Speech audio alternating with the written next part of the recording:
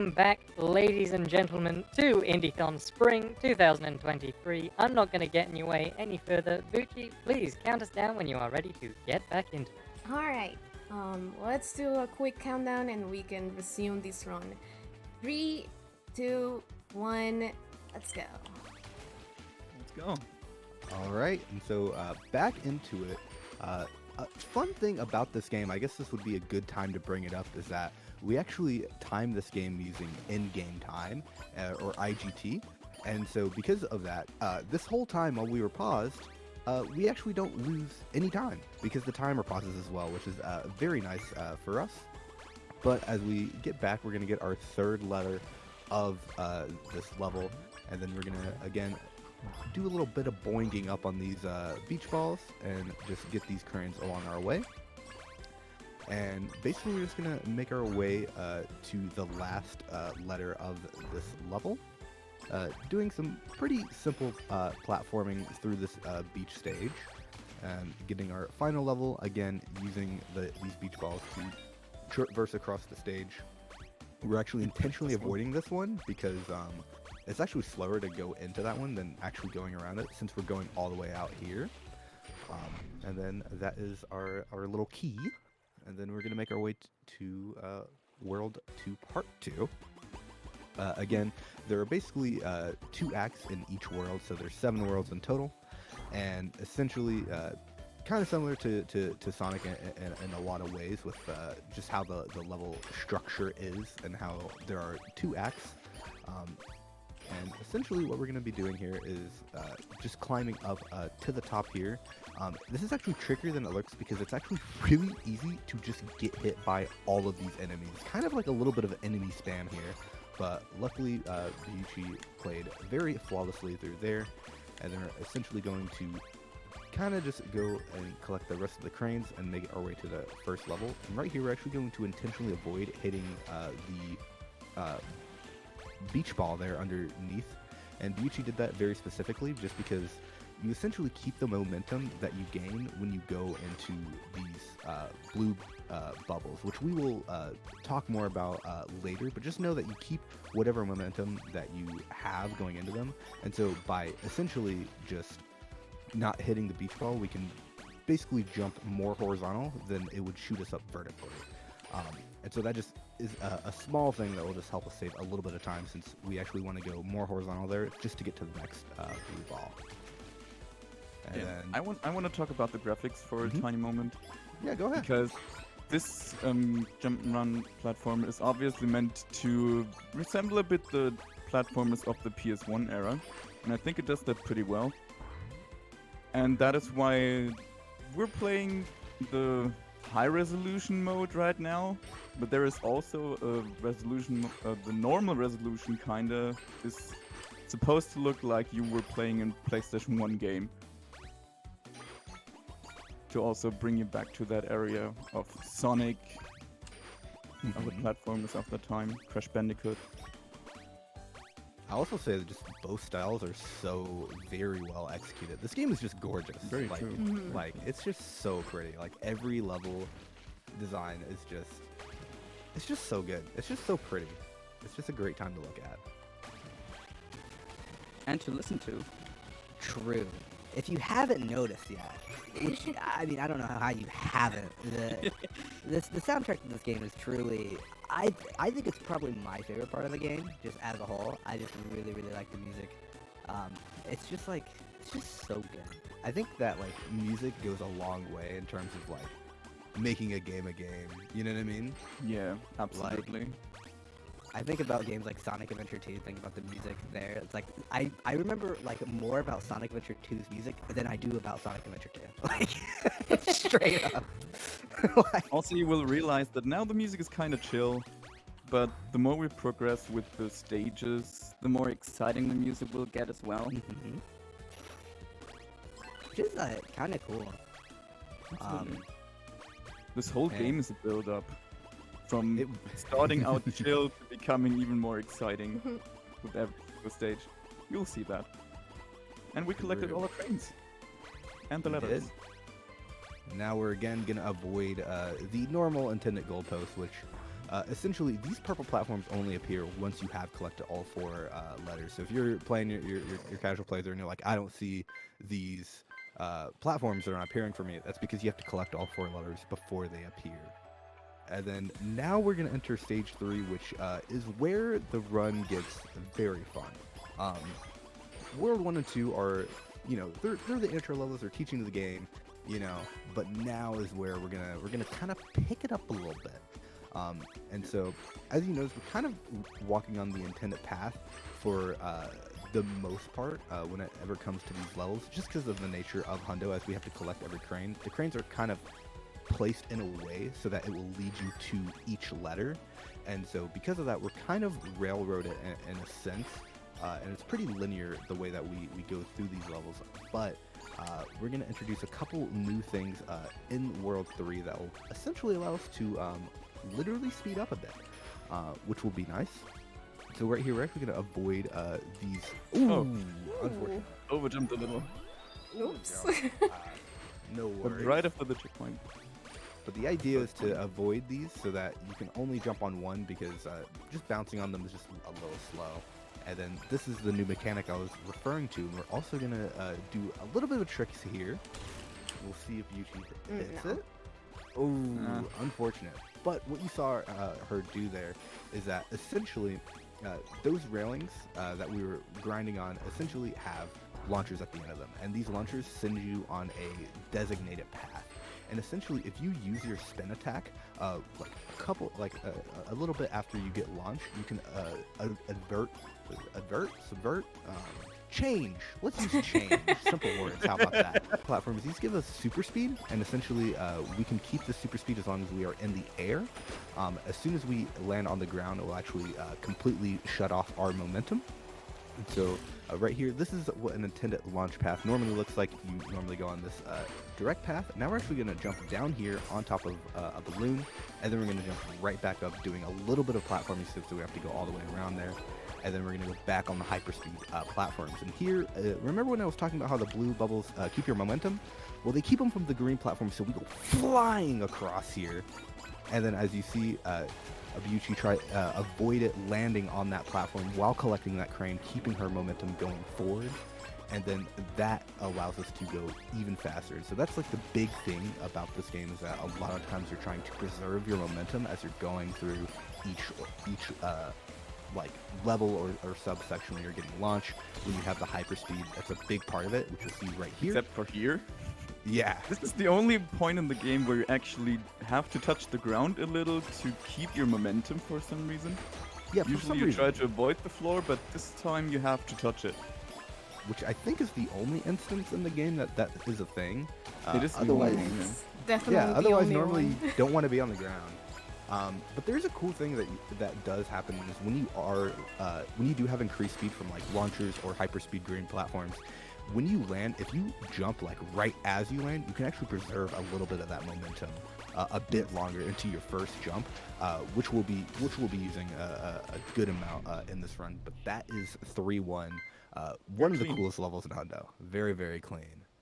And now we're gonna get to 3-2, which is also pretty crazy. Yes, and it's becoming crazier every day. Honestly, yeah.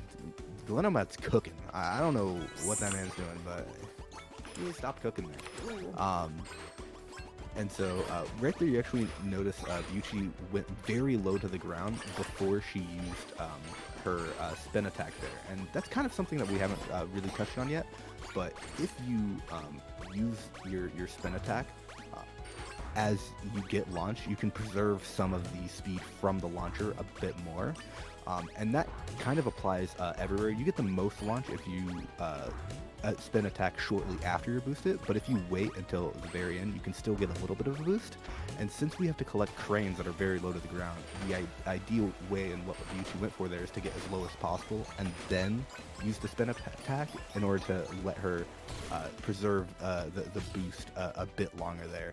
Sometimes you overshoot it because it's actually really hard to do in this category in order to get the very, very precise like distance from the ground, because if you're too high, you'll just shoot over as you saw, and if you're too low, you just hit the ground, and then you have no speed, and then you start crying, you start shaking a little bit, tears, you know, it's just a whole meltdown. It's You're really resetting. unfortunate. Yeah, you're resetting. That's a little bit these too 1.5 far.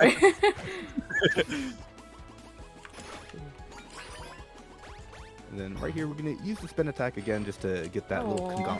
Ooh, unfortunately. That happens. Using yeah. that spin attack a bit more just to get the conglomerate of, almost said snacks there. Oh my goodness. Jax is going to send me a DM for that one. To get the cranes there. And then nicely done getting that crane on that balloon as we make our way. Doing a little bit of a ring around the rosy to get our first letter of 3-2. Again, we're going to be using the spin attack a bit later just to make sure that we keep our boost here as well as right here. Aw. Yeah. Ooh, Tiny bit late. So close.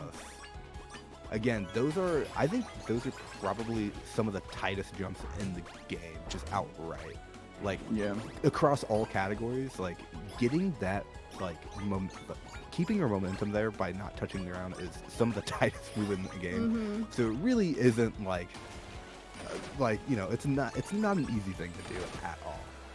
And so, similar, what we're going to do is that, like the beach balls, the purple boosters also keep your momentum. So we touch the green platform just to keep the hyperspeed into the purple boosters as well, and that sends us flying forwards as well. Then right here, ooh, new movement alert. We're gonna use our spin attack to alter the path. This was actually just found by Glenema, I think, like a week ago or something. So this will be fun. And we're just gonna make our way through here across all of these rails. And again, we're trying to skip these balloons as much as possible. So you saw Beuchi skip 2 of them out of the 3 and skip the 1 because, again, as soon as we touch the ground or the balloons, we immediately lose our momentum from launchers or hyperspeed platforms. And we can ignore these boosters because we got the one crane early So that fine. would have prevented us from doing that. And you did very well. Very, very well executed. New movement. Making it look easy out here. Yeah. It's And not as right easy. there, that might seem a bit awkward, but the reason that she didn't land on that railing specifically is because that railing is, like, really slow. Like, Yeah. dirt slow. So you actually saw her use her jumps across it just to avoid it. And you may notice in the top left, you can see our crane count. And what you might notice a bit peculiar is this is the first level that they do it in where we don't have all the cranes. And so it's basically kind of like a little teaser. Like, if you haven't noticed the true ending spots yet, this is kind of like a path left in by the developer to be like, hey, maybe you should be paying a bit more attention as you're going through these levels. Because if you're trying to collect all the cranes and you're like, well, I don't have the cranes at the end, you know. And the before letter is goalpost. missing. Even though you're already standing in front of the goal, yeah. And then you'd be like, wait a second, did I not see everything? And then you see the tiny pink spark in the distance behind the goal. And then you're And like, you may oh, realize, maybe I should oh. go back.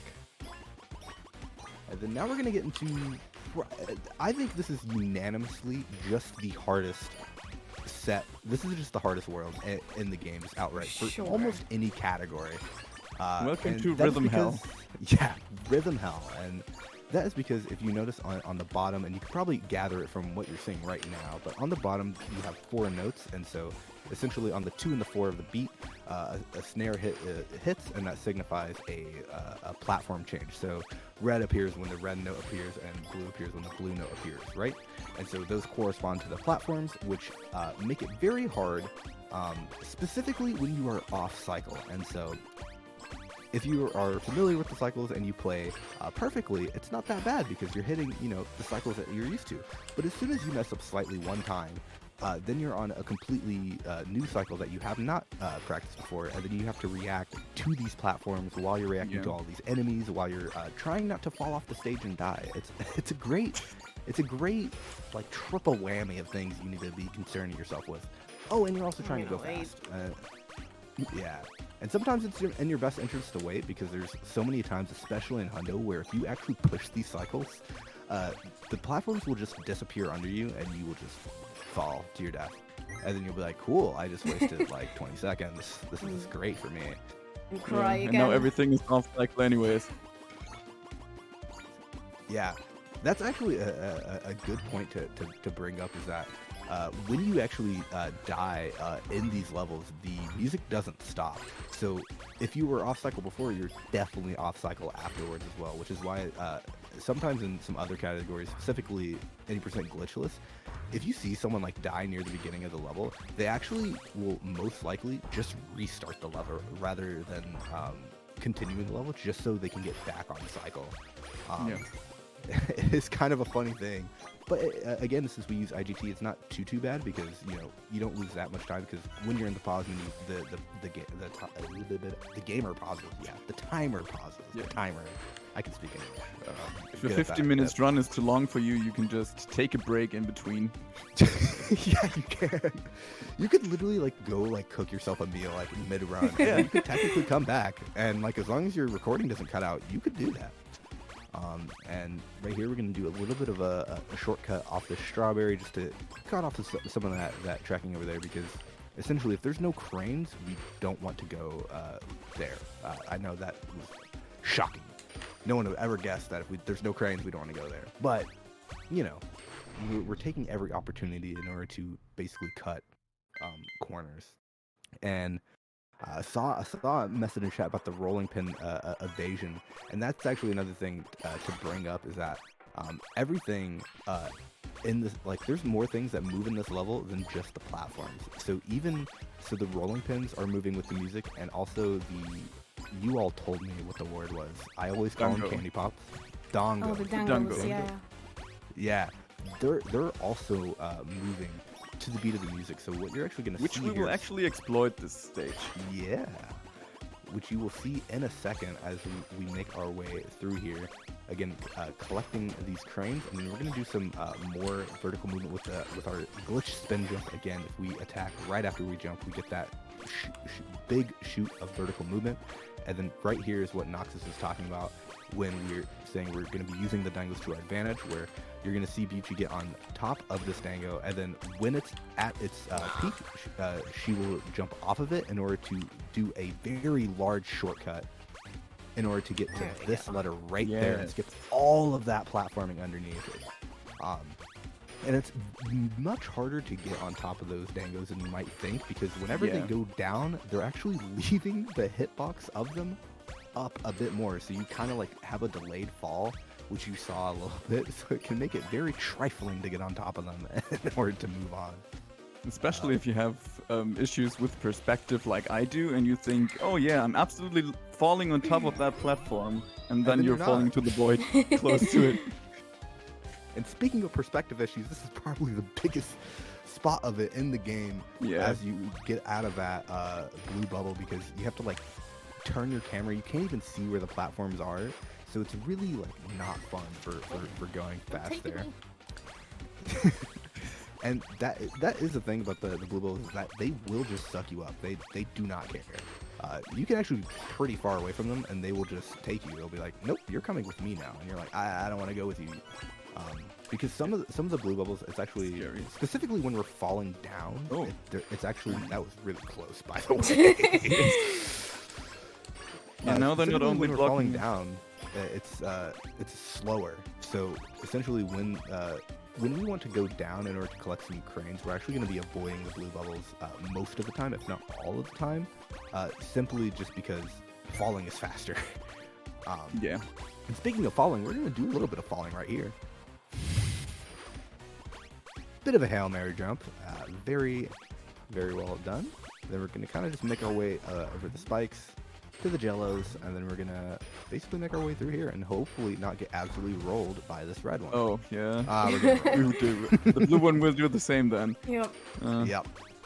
They're either both out of your way or they're both in your way, and then, you just have to deal with it. And that kind of is what is the hardest thing about these levels, because there's so many moving parts that you just have to react to all the time, and if the stage is already difficult itself. Yeah, not to mention just the raw difficulty of the stage, just the platforming itself. Like, look at all this precarious movement with these tiny little chocolate bars that I swear I'm always falling off of, even though I'm not. It just feels like it, you know? You're just like, I don't feel safe on these things. Stages 1 and 2 are very relaxing. 3 is a bit more exciting, but still fine. And then 4 just hits you. And then you're like, oh. You know, they call it food comfort too, but I'm just saying, I am not comfortable. It's very much not comfort. There's no comfort. I'm just comfy. I'm uncomfy. No comfort. But speaking of comfort, this is probably it's not necessarily a comfy stage, because there can be a lot of things that go wrong. But this is one of my personal favorite worlds in the game. World 5 is the forest. First of all, the music. Like, come on, the music is just lit. And second of all, more railings, and these are similarly from World 3. We're gonna see Beuchi go all the way down. Unfortunately, didn't get the boost at the bottom, but that is all right. And then basically the beach balls from World 2 are reskinned as these pink mushrooms specifically, which will send us boinging upwards. And then the new mechanic introduced is those little golden mushrooms you saw extend the rail, so it makes the tree branch grow and extend further. And essentially, a fun thing about that, which we will probably see at some point, is that we can actually, whenever you hit this, even though there's an animation of the railing growing, the tree branch is fully grown, so sometimes we'll actually just grind on air, which is pretty funny. Not gonna lie, because you're just like, oh, I'm just grinding on air, like, don't worry about it. And yeah, I feel like there was something I was supposed to talk about, but I already forgot. Speaking of forgetting, I need to not forget to go here. Oh yeah, the water. Yeah. This is the most forgettable secret in the entire game. Beuchi and I regularly just forget it, and then we're surprised that we don't have everything. Like, what letter am I missing? And then you're like, oh, this one, like, save what as always. Because it's just like, I think World 5 is just kind of like that, because it's just so big and open with like the spaces, because there's so many of these hyperspeed platforms and railings that it's just really easy to kind of get mixed up in these levels, which is kind of different than a lot of the other levels, which are pretty linear. But this is like the first world that pretty much opens up the linearity of the game, especially in the next level. So right here, we're just gonna take a little scenic loop-de-loop down yonder here, and make our way over. And I guess now would be a good time. If we have any readings to do, anything to plug, this would be a good time. And if not, we can keep it rolling. Yeah, absolutely, I can do so. So what I want to tell people, as we are here at the end, there is still a good reason to donate, because there are prize draws. There are indeed plentiful prize draws you could potentially be in a running for. If you give just so little as $5, you will be in the running for one of several keys for the game Grot, provided by Calcat Games. We have 2 available on Steam, we have 2 available on Xbox, and 1 on PlayStation USA and 1 on PlayStation Europe. So if you are looking for a new game and think, hey, I might as well see if I'm lucky, then there's a good reason. If you bump that up to $10, then you'll be in a running for the Building Master Game Pack, provided to us generously by Team 17. It contains We Leave, Hoko Life, and Honey, I Joined a Cult. In addition to that, we've got the Indiethon Mug Draw, and at $15, we've got the Indiethon Hat, Survivor Games Pack, Friendly Competition Game Pack, and at a $20, you will be in for a running for the Team 17 Recent Releases Game Pack. And finally, at $40, you will be in a running for the most incredible prize of all, the Indiethon Wood Carving, provided to us by Nick himself. Anyway, that's all I've got to alert people to. Please do go and check out the tracker and the website if you want to refresh yourself. And back to you in the run. All right.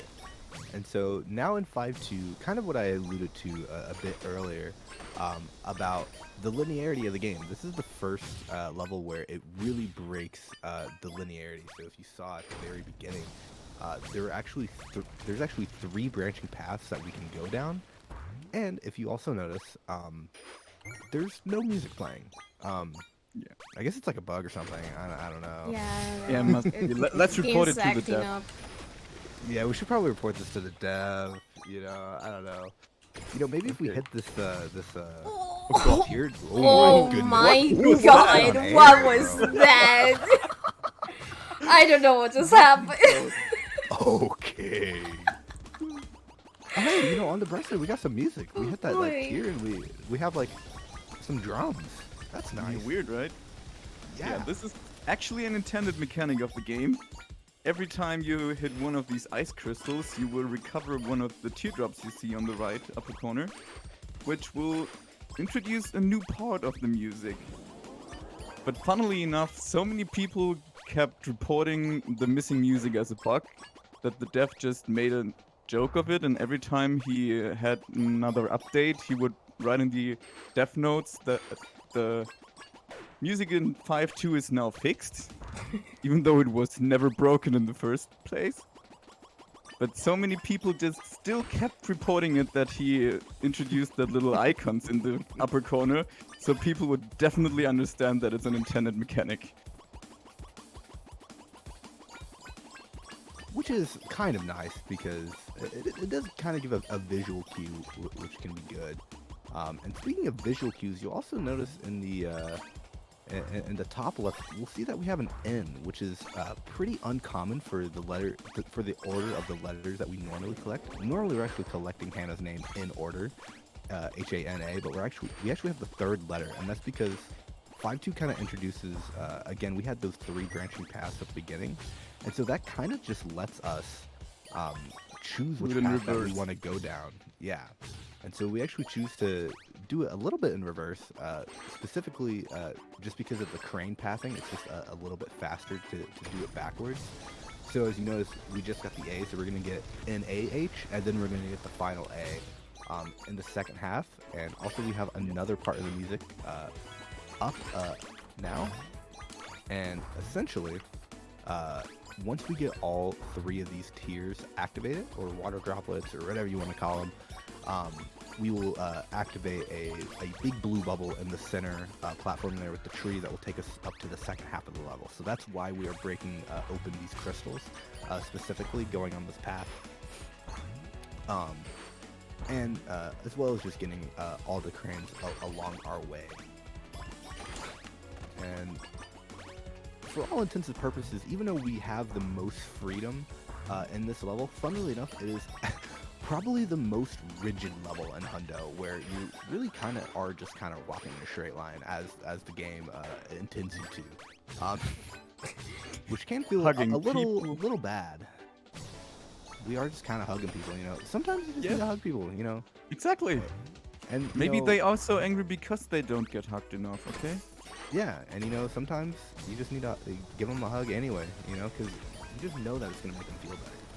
Exactly. Also, we might now have a little time to explain how you actually get the golden Hana, because this was the incentive, and we're very glad it was met for a golden outfit. Usually you have a red pinkish outfit for Hana, but you can get the golden outfit if you get all the S ranks in the game. Every single level tracks your deaths and how many of the cranes you get. And if you get all cranes and doing that without any deaths, you will get an S for each. And if you get all the S's in all stages of the entire game, then you will unlock this nice outfit here and get all sparkled up.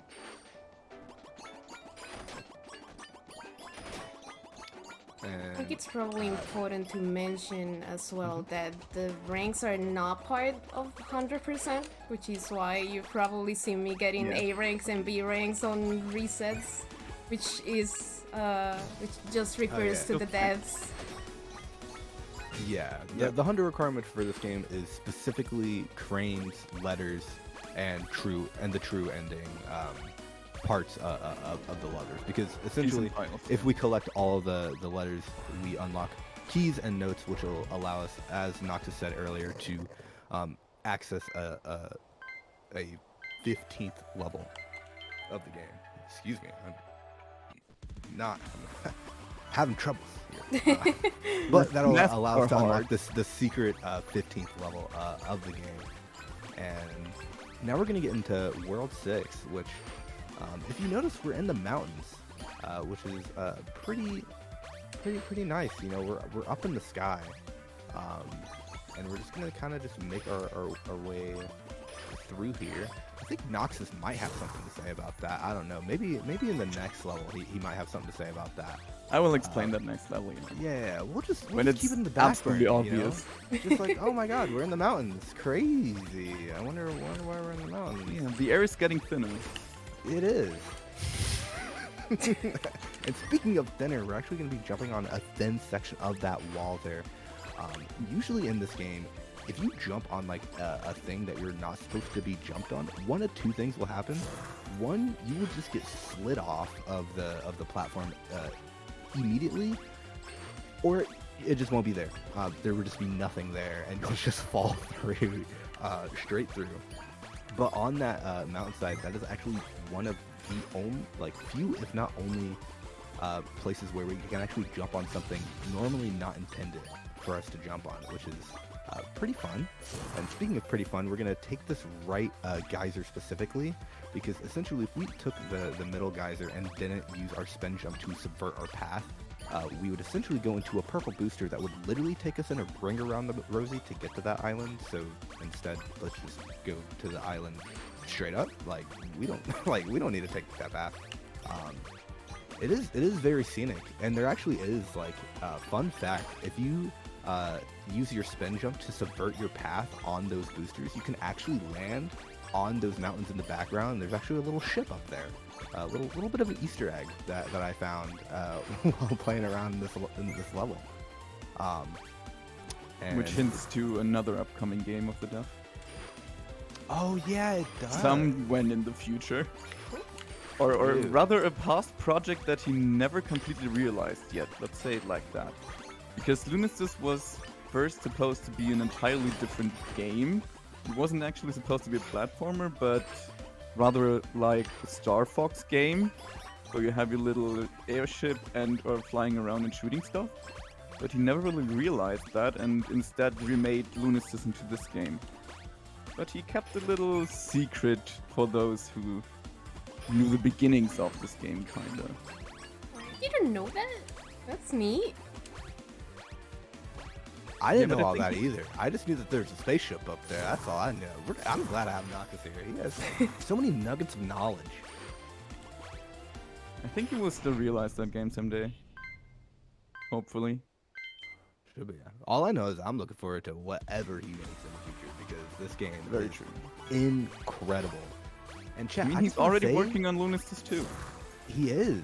He is. And I just want to say, chat, if you're looking at this game and you're like, man, this looks really fun, it's probably super expensive and crazy. It's not. It's $5. It's $5, yo! It's $5.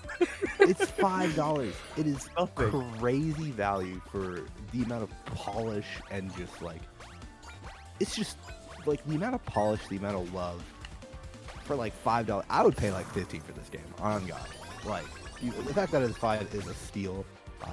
It's on Steam. It's also on Nintendo Switch. If you all looking for a new game to check out, this will kill probably about 4 hours of your time, 5 hours, depending on if you're hundoing or whatever you want to do. But it's just a good time. It's just a good time. Another interesting piece of trivia, I guess, is that the dev wanted this to make a challenge a bit and wanted to see if he can realize a game in 30 days. That was how he started with Lunistice, and after 30 days he realized maybe that's not quite enough time. And so he ended up with about a year and 30 days. You know, it's only a little bit over if you think about it. 30 days is still included in that. There's maybe 365 roughly extra ones there. You know, there's still a 3 in 365. If you know, it's close.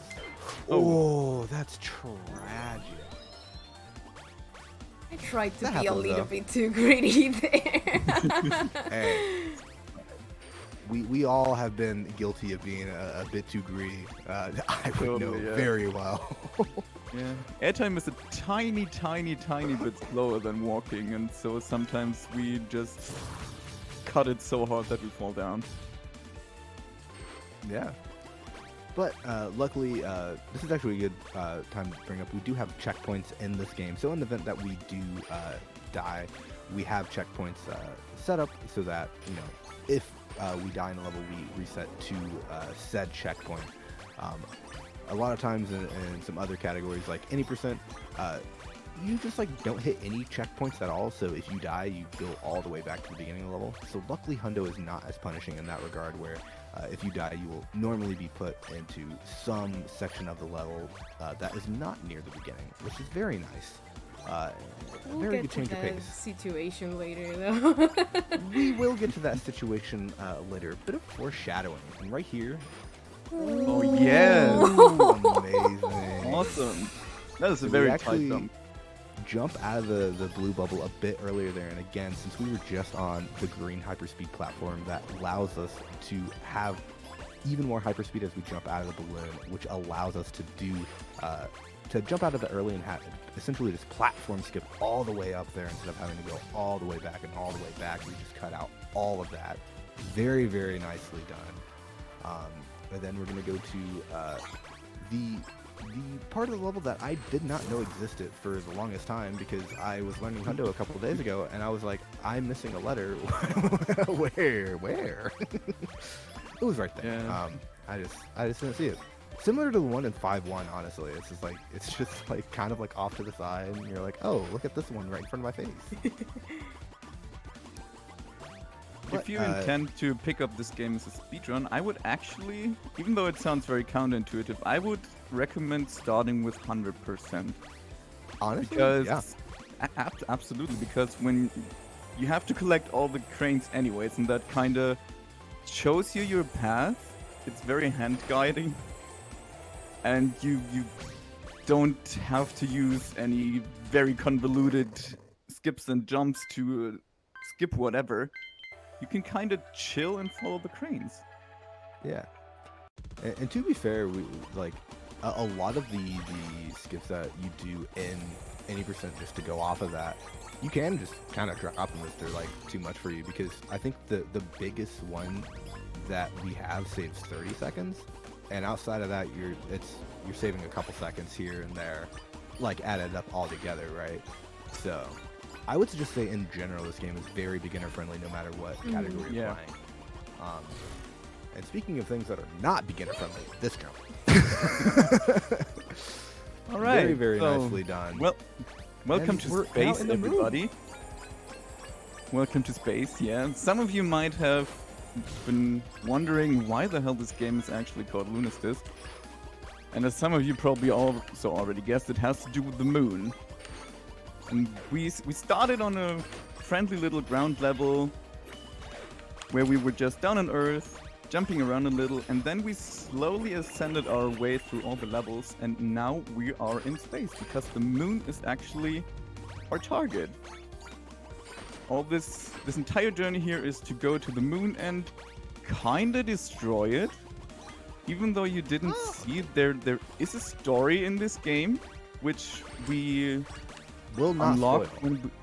which we will not spoil. We but will you, not you- spoil, so you can experience it for yourself, chat. Exactly. But you will have to do the Hundo route, actually, almost. At least the letters. You will need the you'll letters have to do because- true ending. Yeah, we call it true ending, yeah. And if you get the notes after every second level, you will actually be able to read them, and they will tell you the story behind this game. And then you will understand why we are out on our mission to kill the moon.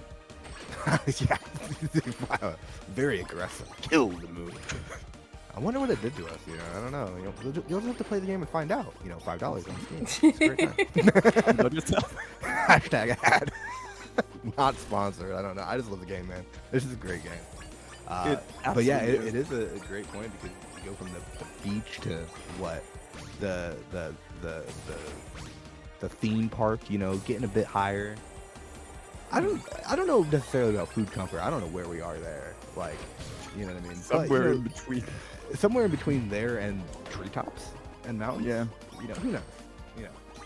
honestly, that level's just sick. Like, we can just give it a pass. Like, it is a very visually stunning level. But one thing that we haven't talked about yet is that you might have noticed that Beuchi's having hyperspeed while she's running on these purple platforms specifically. And that's because these purple platforms keep our momentum. So whatever momentum that you have going into the purple platform, you will continue to get. So you see Beuchi touching the green hyperspeed platforms, and so long as she is on these purple platforms, she'll actually retain her speed. But if she were to, let's say, land on the ground and then jump back to the purple platform, she would no longer have the hyperspeed. So as you see, you'll see that. No, you won't see that because there's another one right there. But in theory, you would see that there. But that is why she is allowed to still be going fast there. But on every other ground, like right there, it'll slow us down. Very nicely done in 7-1. And now we're gonna get to the part of Hundo where it's not Hundo anymore. We are now playing in percent. You might have seen that we didn't collect any letters and actually jumped into the actual goal this time. There is no secret ending anymore.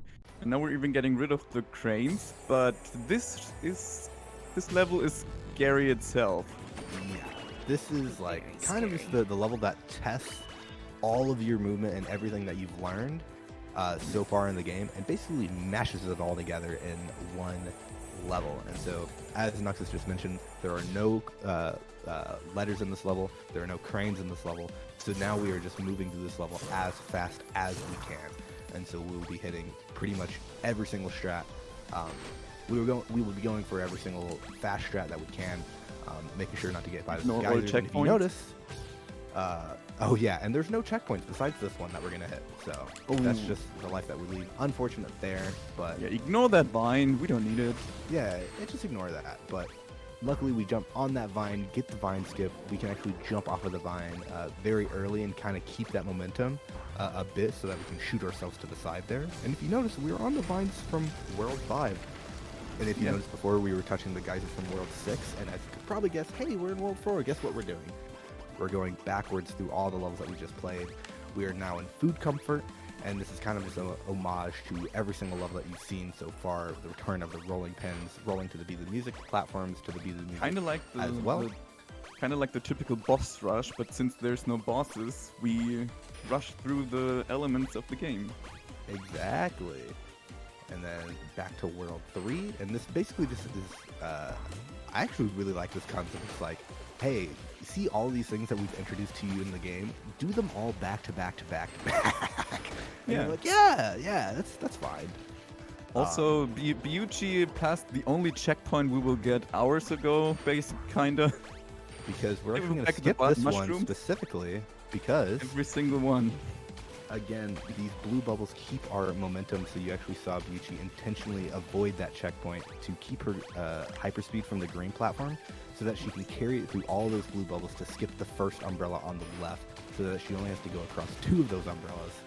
And then now we're going to do another very scary jump here. It actually looks much scarier than it is, but it's still very exciting. It's still scary. Yeah, it's still very scary. And then now we're gonna go for our last skip of the run, where we're actually going to run into the side of this elevator and fall to our death. The reason that we do that is because it unlocks the checkpoint at the top of the level. And because it unlocks the checkpoint, if we actually just hit the elevator and die, it'll actually be faster than if we just rode the elevator all the way up, which we don't want to do, because riding the elevator all the way up it's a very slow elevator. Yes. Very, very slow elevator, so I think that saves like, what, 10 seconds? 10 seconds, yeah. It's a very long elevator, yeah. Wild. Also, you may notice that our cranes and our time and our resets are kind of going brazy over there in the club. Not very legible, as the kids might say. If you want to know why, then I guess you will have to read the notes for the pro ending.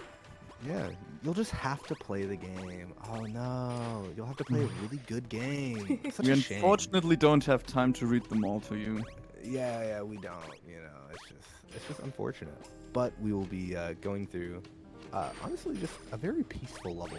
You do all that crazy stuff in 7-2, and then you beat up the moon, and you collect your name again as we kind of go away through this kind of glitchy kind of non-colorful part of the stage. Who needs textures? Also, Speaking this elevator who needs always this runs away. Yeah, it always runs away the moment we get there. Yeah. There's nothing we can do about it. There's actually no way possible to make that elevator cycle unless we hack the game and make Hana move faster, which isn't allowed. So it's just not Who gonna would have happen. thought?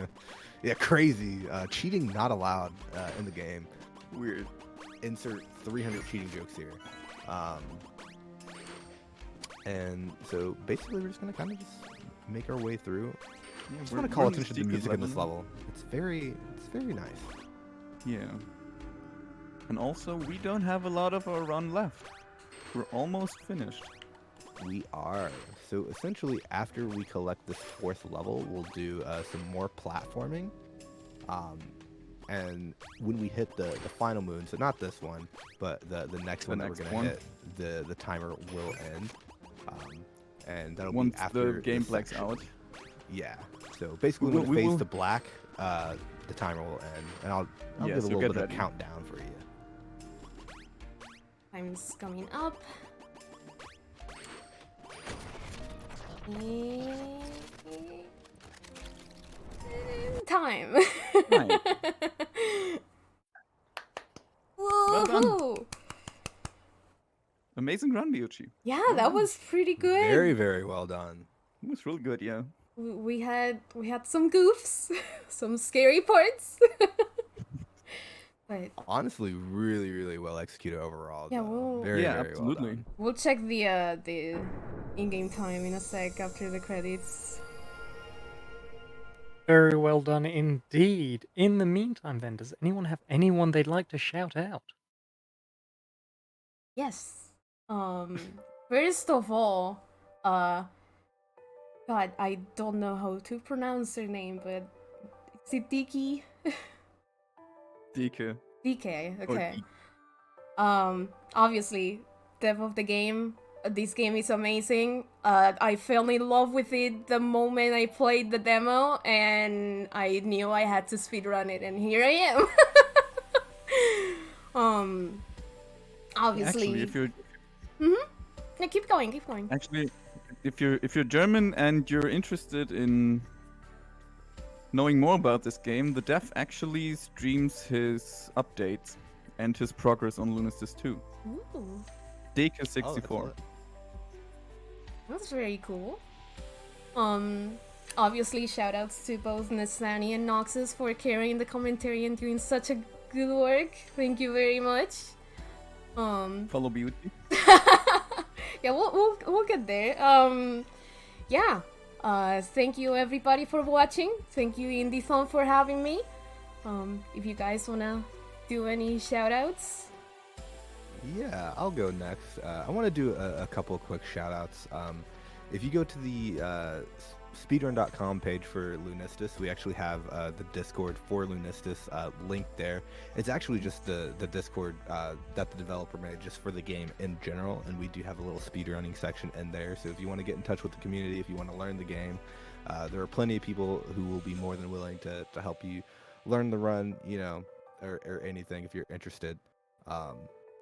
And I just wanted to shout out a couple people. I want to shout out specifically may have saw him in chat, my brother Jax. He's my boy. He's the one who introduced me to this game, and I love it very dearly. He's one of my best friends, so just shout out to him. Hope he's doing well. And then I also wanted to give a shout out to Plush, who is an IL runner. Oh, yeah. Specifically just because he's been pushing the ILs for this game a lot, which I specifically used in another category, 100% glitchless. And so he's just been a big pioneer of the game, so just want to give him a shout out just for being sick of the game. Way sicker than I am. And that's all I got for mine. Yeah, I just also wanted to encourage you to maybe pick up the game if you want to. It's a really, really nice game, and it hardly costs anything. And we would be very glad to have you as a part of the speedrunning community as well. Yeah. It's just this- one iced coffee if you think about it. Like, don't get iced coffee for one day, and then you can play a game for like 4 hours. Yeah, it's super easy to pick up, very satisfying movement, very nice to run. But yeah, if you wanna follow any of us, my Twitch is Beuchism, and yours are? Nox is 94. And mine is just Nastani, or not just Nastani. It's my name is Nastani. It's just Nastani. I realized that was confusing as soon as I said it. By the way, in-game time, that was a sub 50. That is cool. very good. That's ridiculous. That is Anyways, a really good time. Thanks for having us. yeah, thank you so Thank much. you very much. Thank you very much indeed for bringing us that fantastic run. Alright, people, we will be back here in just a few moments for what stands to be the final run of the event. That will be Trifox ran by Half Beastie. Please don't go anywhere.